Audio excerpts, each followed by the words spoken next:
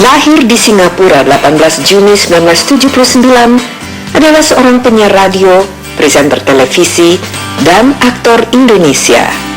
Tercatat sebagai mahasiswa Fakultas Seni Rupa dan Desain ITB Angkatan 1997 dan merupakan salah satu alumni SMA College Gonzaga Angkatan ke-8.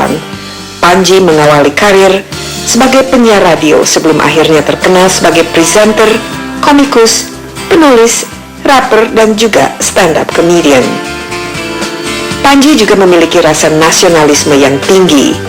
Hal tersebut ia tularkan pada seluruh anak muda lewat bukunya yang bertajuk Nasionalisme. Panji juga dikenal sebagai salah satu pelopor stand-up comedy di Indonesia. Pria yang menyukai olahraga sepak bola dan basket ini pernah juga menjadi presenter acara basket, sebuah profesi yang menjadi cita-citanya sejak kecil.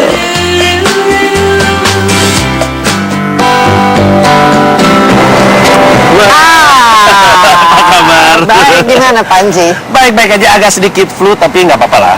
Kalau saya ingat beberapa tahun yang lalu, mungkin Panji salah seorang yang menghidupkan yang namanya stand up comedy itu. Yeah. Karena di Indonesia masih belum ada genre seperti itu, tapi di luar negeri kan banyak.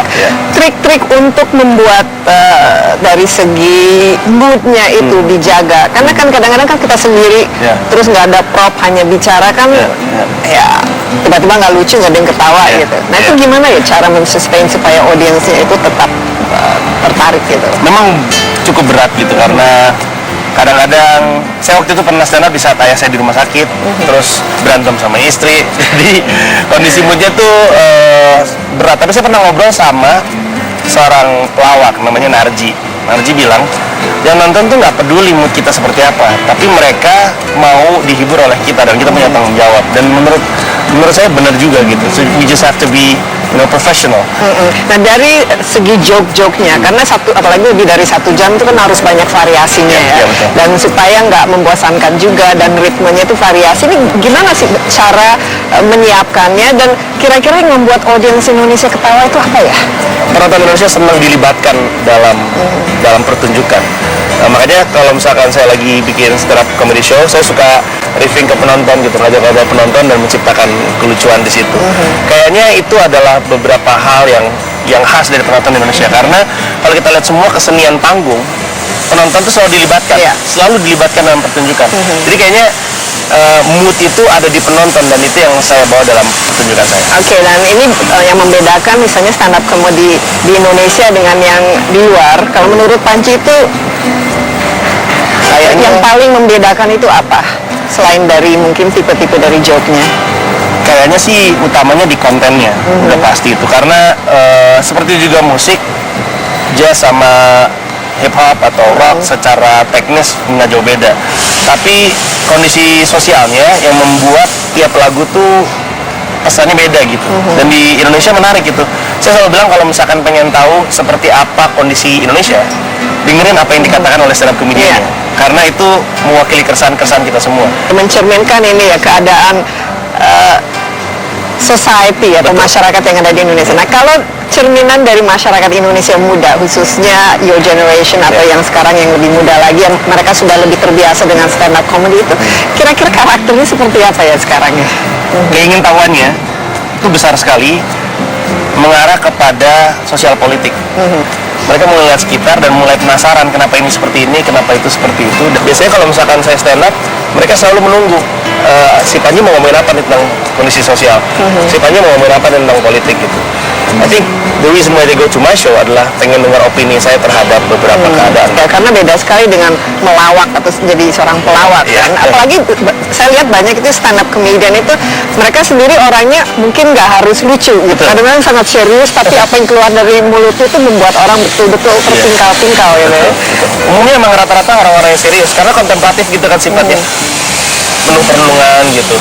Dan hampir bitter juga stand up comedian itu, karena mereka harus melewati sebuah kepahitan untuk bisa membuat kepahitan ini jadi bahan tertawaan. Kata orang-orang tuh secara teori, tragedi plus waktu sama dengan komedi gitu. Sekarang misalnya kalau menulis Panji pekerjaan, nah di situ apa kira-kira adjektif yang saya tulisnya orang yang komunikator, orang berkarya. Karena berkarya itu membebaskan. setiap orang nggak pada paham gitu bahwa mereka jadi bagian dari rutinitas yang sebenarnya kalau dipikir-pikir sebenarnya passion gue apa ya, sampai kepada seperti ini, because I have idols who gave me courage to pursue what I want. Dan kita cari tempat yang agak teduh ya, ini mulai boleh. agak keringetan di sini. Iya, banyak gaya sih, saya pakai blazer panas-panas. Ya.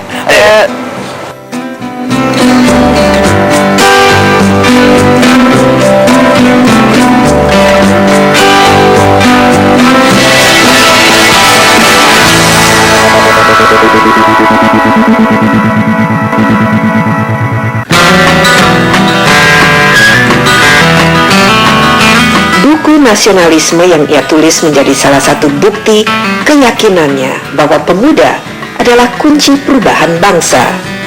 Dan dari keyakinan itulah, ia terus menyuarakan dan mengajak anak-anak muda untuk terus berusaha melakukan perubahan. Ia tak ingin generasi muda menjadi generasi yang banyak menuntut namun tanpa aksi. Semua buku yang ia tulis mengajak generasi muda berpikir. Sindiran-sindiran halus pun tersirat dari lagu-lagu Panji yang syarat dengan semangat nasionalis. Ia yakin bahwa bangsa Indonesia harus bersatu, bukan menjadi satu.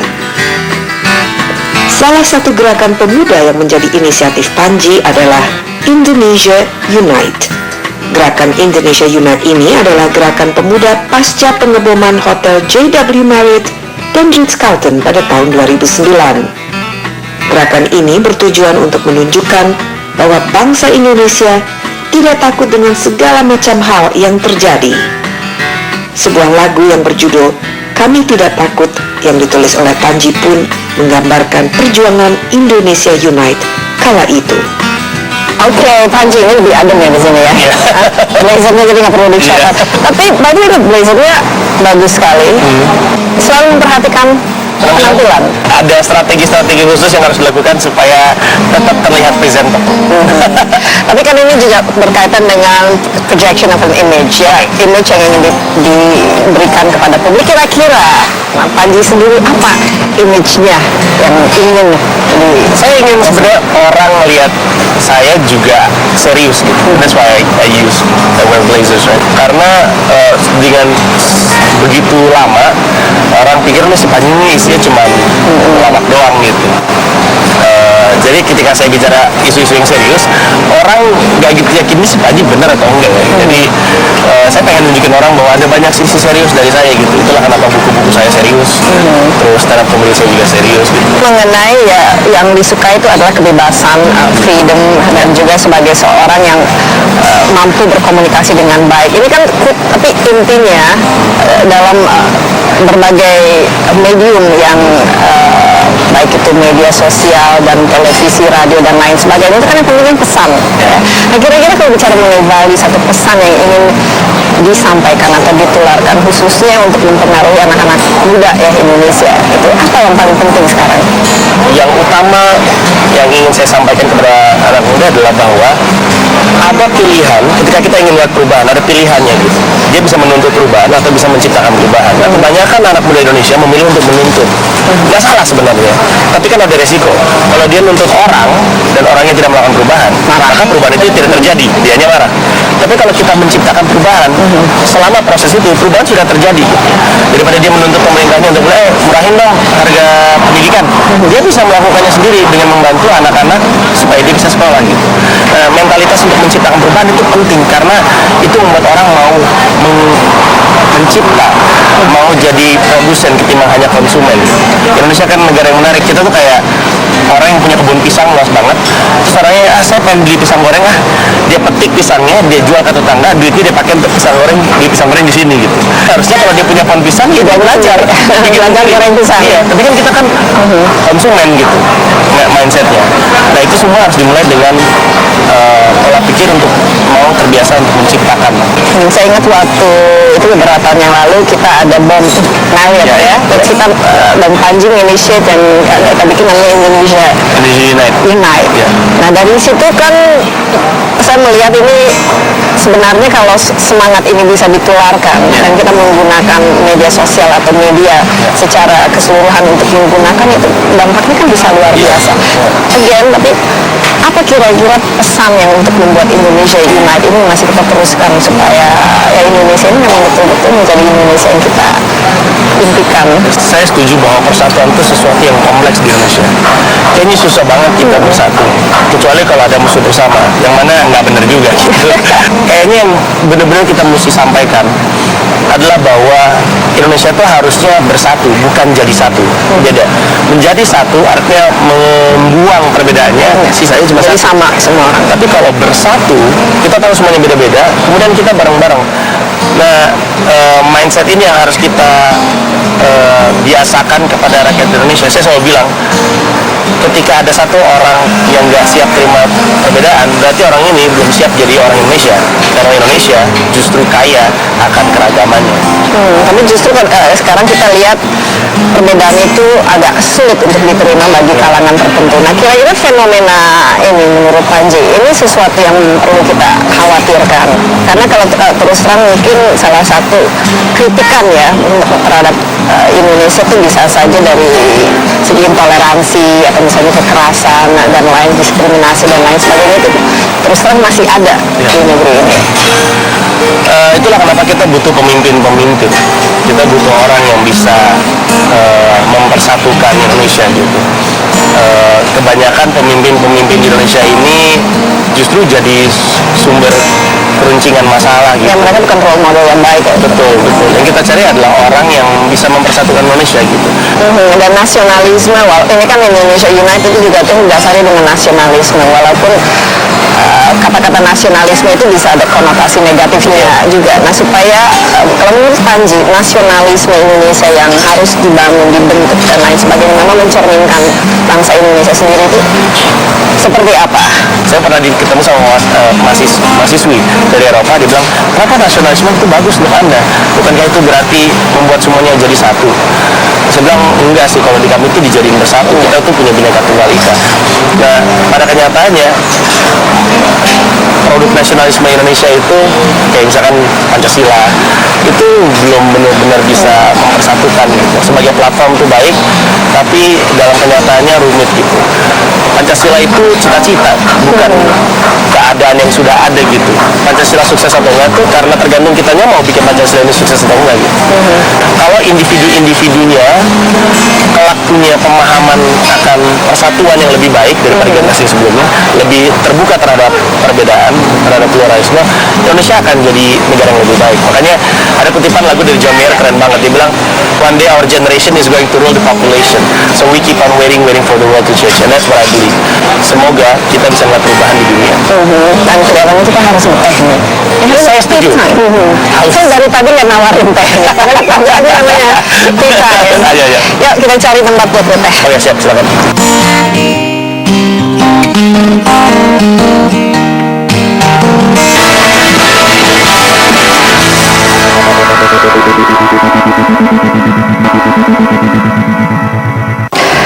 Oke, Panji. Tea time ya, tea time dengan Panji. Ada nikmatnya. Kalau Panji sendiri, ya memang dengan segudang kesibukannya, waktu-waktu santainya apa kegiatannya? Kebanyakan sih tidur ya. Karena terutama tidur siang kalau misalkan sama anak-anak sangat-sangat jarang bisa dilakukan. Soalnya kalau misalkan lingkup kerjanya seperti saya, Sabtu Minggu justru kerja. Kalaupun ada waktu kosong di hari kerja, anaknya lagi sekolah gitu. Jadi serba susah. Tapi kalau misalkan ada waktu dioptimalkan untuk sama. Olahraga tapi sempat? Oh jelas. Apa? Saya senang main bola dan senang main basket. Bahkan sekarang bikin tim bola. Namanya mungkin terdengar keras tapi nggak juga. Namanya Berdeba FC, tapi singkatan dari bermain dengan bahagia. Oke, selain itu kan ada kegiatan yang Panji sekarang menjadi pembina, mungkin dah beberapa waktu lalu, Yayasan Pita Kuning itu untuk membantu anak-anak ya penderita kanker. Itu bisa sejak kapan dan kenapa tertarik? Jadi waktu 2006 ada teman yang kerja di situ sebagai relawan. Nah teman ini bilang, ini ada satu pasien ini udah mau meninggal, dia senang nonton lu di acara dulu, saya ada acara TV namanya Kena Adeh lah zaman dulu banget itu. Terus saya datang, terus saya ketemu sama anak-anak ini itu, saya bilang, ini kok datang dari keluarga nggak mampu, ketemu sama dokter Edith Heru, kepala dokter anak untuk kanker. Sudah cerita cerita kondisi pasien-pasiennya, terus banyak yang butuh bantuan. Terus saya nanya, biasanya ngebantuin siapa? Oh ini kita ada ibu-ibu ekspat yang suka ngebantu. Ekspat? Iya, ibu-ibu arisan gitu, tapi orang Belanda, orang Prancis, orang Jerman gitu. Terus saya langsung ngerasa, ini anak-anak Indonesia kenapa yang lebih dulu membantu orang-orang asing ya? Agak malu juga. Terus udah saya bahas di siaran ketika pagi-pagi, orang yang dengerin program itu ngumpul dan berinisiatif, kayaknya biar resmi kita bikin yayasan aja supaya kita bisa bikin rekening atas nama yayasan. Terus saya diajak untuk bergabung sebagai pembina. Jadi sejak April 2007 sampai dengan sekarang, Yayasan Pita Kuning Anak Indonesia fokus dalam pembiayaan pasien kanker di Indonesia yang tidak mampu. Sekarang bagaimana supaya sense of involvement ini memang betul-betul dimiliki oleh khususnya anak-anak muda kita, karena mau tidak mau kan anak-anak adalah masa depan Indonesia. Anak-anak muda adalah pemimpin masa depan Indonesia. Jadi involvement secara positifnya harus betul-betul dibangun ya. Betul, kalau menurut saya sebelum mereka bisa punya sense of involvement, mereka harus punya sense of crisisnya dulu. Jadi mereka harus tahu bahwa ada kondisi ini. Cuma kan banyak sekali anak muda kan di lingkungannya tuh informasi yang masuk tuh kebanyakan ya informasi-informasi pop culture dan segala macamnya. Maka si yayasannya dalam hal ini Pita Kuning harus mampu menembus itu atau berbahasa dengan bahasa yang sama supaya anak muda ini tahu informasinya. Makanya kami menggunakan Twitter, kami pakai YouTube supaya pesan kami sampai dan mereka sadar, oh ternyata ada kondisi seperti ini ya. Karena pengalaman kami, hampir setiap kali orang yang tahu dan terpapar sama informasi tentang anak-anak ini akan terus membantu. Jadi kuncinya adalah mereka harus punya that sense of crisisnya dulu. Kalau kita lihat misalnya situasi politik sekarang dan lain-lain, optimis atau pesimis atau kadang-kadang bikin kesel? Sangat optimis. Kenapa? Pemberitaan korupsi yang terjadi di Indonesia adalah bukti bahwa ada perlawanan terhadap korupsi. Satu. Kedua, ini kalau misalnya kita pikir yang baik-baik, kadang-kadang bisa berunding sendiri. Kita sudah hidup lagi di zaman ketika rakyatnya membela politisinya. Iya. Kita kembali ke era itu. Dulu kita nempelin wajah Bung Karno, Bung Hatta, Natsir, Agus Salim, mereka kan politisi. Iya. Tapi kan zaman sekarang kan nggak ada tuh yang masalah, misalnya mohon maaf gitu ya, misalkan Pak Suryo atau Sultan Batugana kan nggak ada yang nempel di poster rumah mereka. Tapi sekarang sudah kembali. Kita ngebela Ridwan Kamil, kita ngebela Jokowi dan Ahok. These are political leaders yang dibela lagi sama rakyatnya. Itu kan keren, kita kembali hidup di era ketika rakyatnya percaya sama pemimpinnya. Artinya ada peluang nih untuk membuat Indonesia secara politik bugar kembali. Dan ini peluang yang luar biasa. Ya, walaupun memang politik sering diartikan cukup negatif ya. Betul. Kira-kira sosok yang saya inginkan. Ya, karakter-karakternya tidak harus sebut orang-orang yang siapa. Saya pengen punya pemimpin yang bisa menggerakkan rakyat, atau yang terbukti sudah mampu menggerakkan rakyat. Karena apa? Karena saya percaya Indonesia terlalu kompleks untuk hanya jadi tanggung jawabnya pemerintah. Nggak masuk akal. Pemerintah adalah badan yang super betul, tapi pemerintah hanya berapa persen dari sebuah negara gitu. Pemerintah tuh kaki kanannya, rakyatnya kaki kirinya. Kalau yang jalan kaki kanan doang terseok-seok. Kalau begitu, bagaimana melihat sosok seorang Panji beberapa tahun ke depan? Apa kira-kira karya yang masih akan dilahirkan ya? Saya sih sudah ada di titik-titik yang saya inginkan. Saya pengen penulis buku, pengen jadi penulis buku, sekarang sudah jadi penulis. Pengen main film, sudah main film, pengen stand up comedian juga udah, pengen jadi rapper juga udah. Sekarang saya hanya ingin terus berkarya di setiap bidang ini aja, dan semoga setiap karya yang saya telurkan lebih baik lagi dari yang sebelumnya. I just wanna be better. Oke, Panji, good luck, sukses. Sama-sama. Tunggu karya-karya berikutnya, dapat menginspirasi dan memberikan semangat kepada para pemirsa kita. Terima kasih banyak. Kita menyantai lagi. Iya, habisin panggung.